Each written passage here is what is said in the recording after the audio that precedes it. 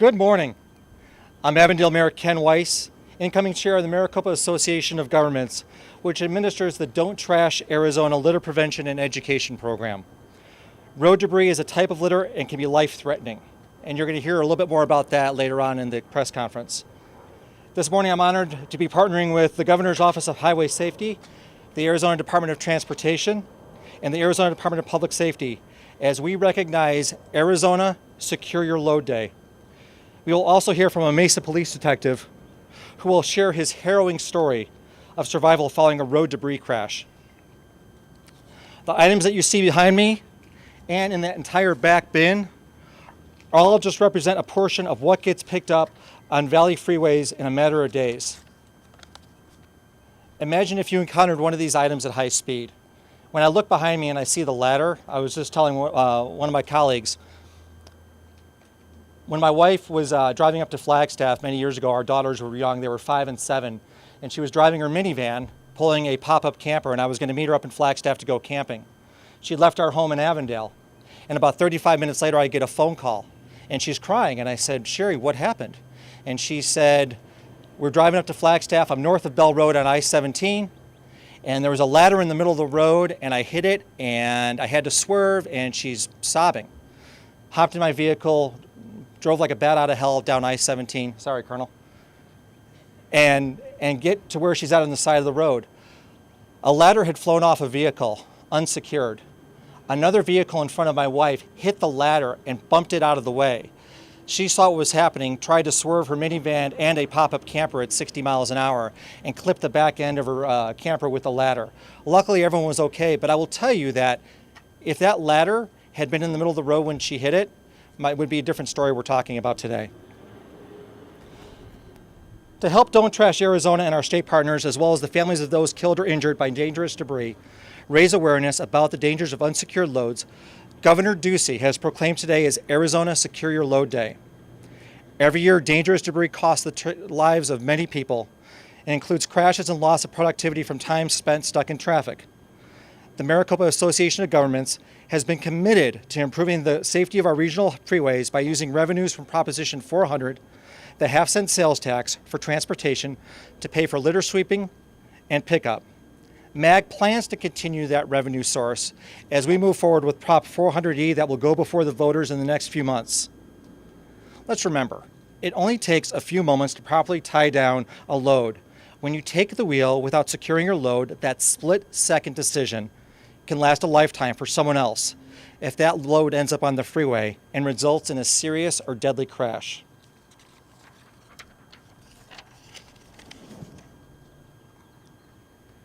It can also impact your lifetime if you are held responsible for that crash, not to mention the emotional toll such a crash can take.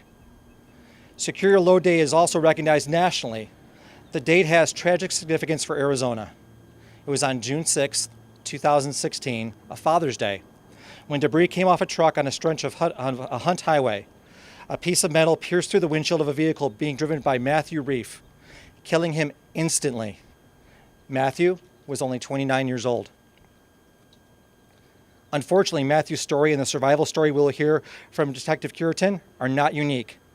In the Maricopa region, we saw more than 800 debris-related crashes last year. 7 people lost their lives. Over the past 10 years, we've seen an average of two people lose their lives every year in our region due to unsecured loads. Nationally, debris on freeways causes 51,000 crashes every year and injures nearly 10,000 people. Think about that. Every time you slam on your brakes or swerve because of something that suddenly appeared in the lane of which you were driving, a ladder, a couch, lumber, a refrigerator, and a sofa. All because the driver didn't take a few extra minutes to tie down their load.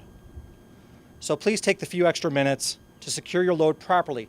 Tie it down, cover it up, secure it as best you can for everyone you love and everyone else on the road.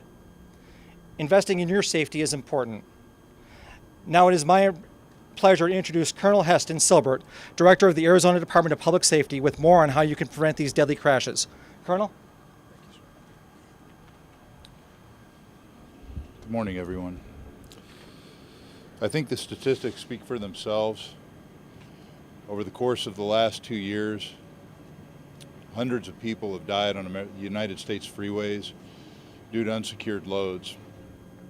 My message to you will be brief. I think as a whole in society, we need to consider others. We need to be more empathetic about everything we do, more empathetic in the manner in which we drive and the courtesy we show others on the freeway. Taking that extra time to tie down a load, get the proper equipment to secure a load, may save the life of someone else.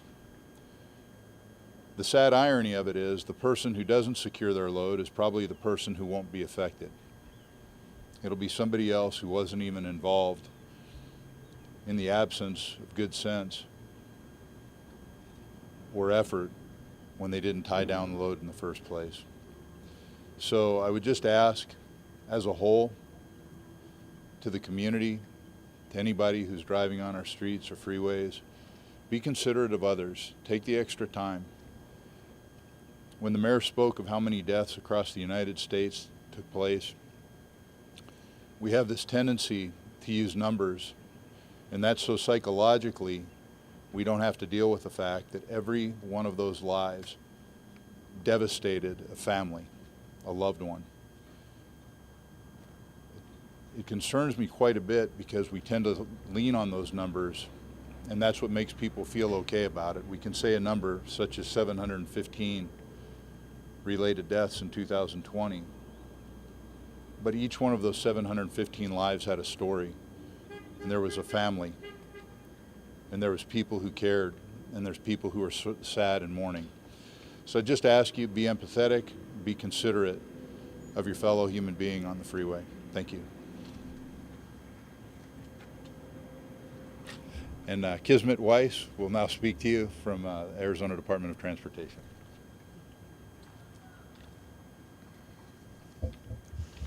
Good morning, and thank you for joining us.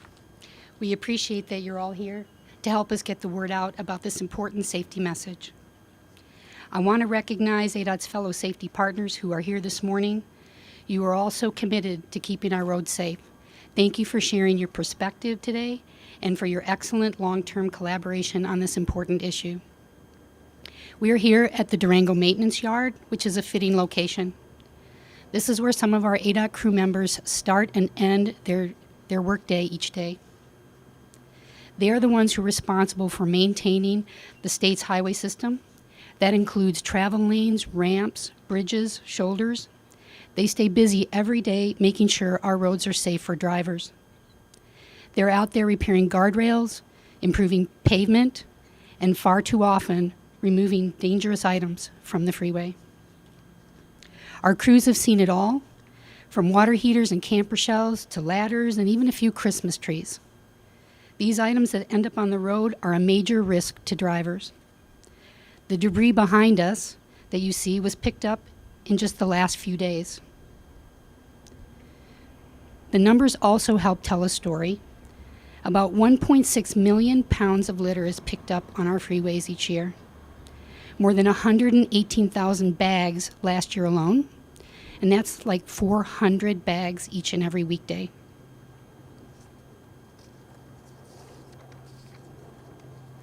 Unsecured loads cause tens of thousands of crashes across the country each and every year. Beyond that, our law enforcement officers and ADOT crews are put in a dangerous position of having to clear the road when an item falls from a vehicle onto the highway. Drivers play an important role when it comes to safety. Securing your load makes travel safer for everyone.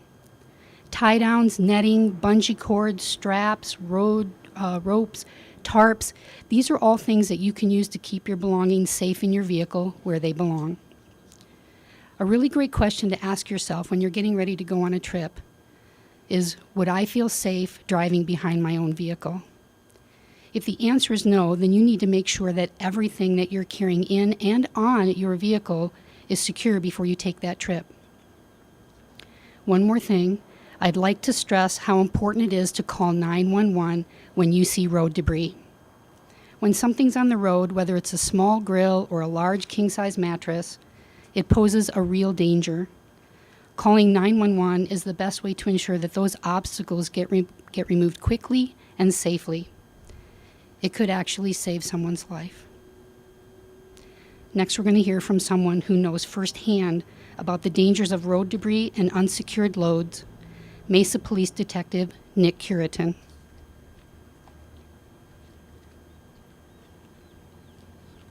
Good morning.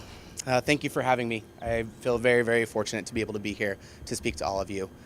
On April 9th, 2022, I was on my way to an event that the Mesa Police Department was sponsoring. And while I was on the 60 westbound, I was traveling in the HOV lane. And all of a sudden, something came through my windshield, and I didn't exactly know what it was. If you can imagine what it's like when the movies actually put something on and they slow something down, that's what happened to me. I felt instantly shards of glass hit me in the face, and then something hit me in my ribs.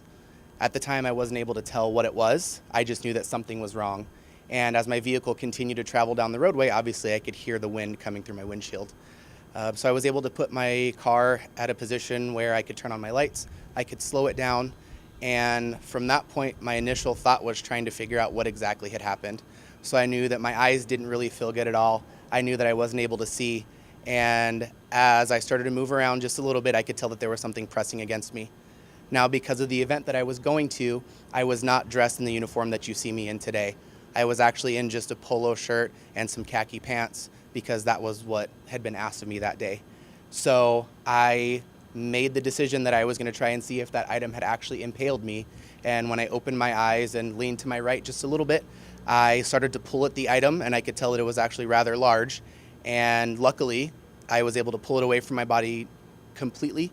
There was no blood. It wasn't sticking in me, so luckily I had not been impaled. But as I started to look around the rest of the car, I saw blood that was dripping. I couldn't exactly tell where it was coming from at the time, but I knew that there was something that was obviously wrong. So I was able to turn on my police radio that was in my car, and I was able to actually get some officers sent to my direction. So as other officers started to arrive, there was a lady who actually pulled over, and she came and she stopped and she stayed with me until the ambulances and until other police officers got there. There was another gentleman who pulled up behind me. He blocked traffic behind me because, as we know, unfortunately, when people are traveling down the road, they're not exactly paying attention to what's going on in front of them. So I was incredibly fortunate that I had citizens that were stopping to help me out. They even put themselves in harm's way because I don't know very many people that actually are willing to stop on the freeway when traffic is continuing to travel by them. So as a result of that, I was taken down to the hospital. I had scans that were done to make sure that I didn't have any broken ribs or anything else. Luckily, I did not. So again, I was incredibly fortunate. I had glass in my eyes. I had glass in my face, in my mouth. I could feel as I was talking and communicating with the hospital staff that I had glass in my teeth. So there was quite a bit. So they had to flush my eyes when I was there at the hospital, and that was a process. And then that started the process of the eye examinations that I had to go through, which, as you can tell with my profession, saving my eyes is something that's incredibly important. So it was something that luckily the Banner staff took extra care to try and do initially when I first got there. So as a result of that, I had to continue to go to different eye exams just to make sure that my eyes were still functioning, that there was no long-term damage. So with that situation overall, I will say I feel that I'm incredibly fortunate that I'm the one that experienced that and not anybody else. I think that if it were anybody else in that situation who maybe has never done anything like we in law enforcement call crisis preparation or crisis rehearsal, I don't know how that would have turned out for them. So for that reason, I'm incredibly happy that that was me and not somebody else. I would hate to know that this would be someone else, his family member, their mom, their dad, their son or daughter, who would have experienced that, and that could have been incredibly fatal. So the one thing that I would ask moving forward is that as an individual, if you know that you're transporting something, please just take the extra time to be able to secure that so we can hopefully prevent something like this from happening again. If you're a business owner and you know you have staff that goes out and they travel with items, please ensure that they're doing everything that they can to potentially stop this. One of the things that I think I get asked all the time is, do we know who it was or where that item came from? I have no idea where that roof rack came from. Unfortunately, I don't think I will ever know. And I think that's one of the other unfortunate parts, is because I would like to be able to have a conversation with that individual and then try and see how it is that maybe we could educate them a little bit better. So again, please, moving forward, I would just ask that everyone from this point on just takes that extra little bit of time to try and secure their loads just a little bit more. Thank you.